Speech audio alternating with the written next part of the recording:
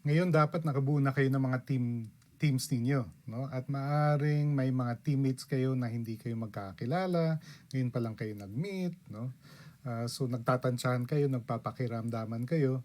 So gagamitin natin, naalala nyo, gumawa tayo ng public narrative, yung kwento ko, kwento ng buhay ko, no? Self as now, yung kwento ko, kwento natin, kwento hamon sa atin ngayon. Ginawa natin yun sa Module 1. Ngayon, ikwento nyo yung narrative ninyo sa loob ng 4 minutes. Okay? 4 minutes. Kaya natin pinapractice sa inyo yun ng Module 1 para madali nyo nalang ilabas yung kwentong yun.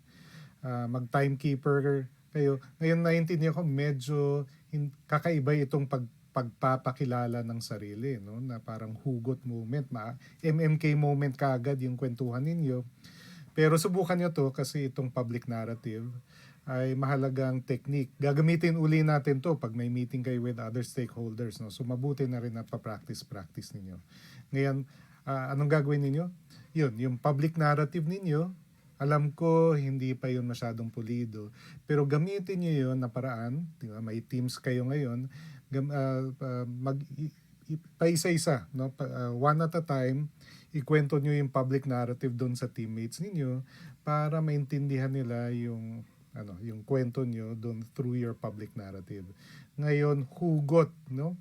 Madami sa inyo, kung maganda yung ninyo, hugot moment ito pag nagkukwento kayo ng public narrative. At saktong yun, no? Ang public narrative ay isang technique para mas makilala tayo ng audience natin, whether teammates or a big audience sa isang auditorium.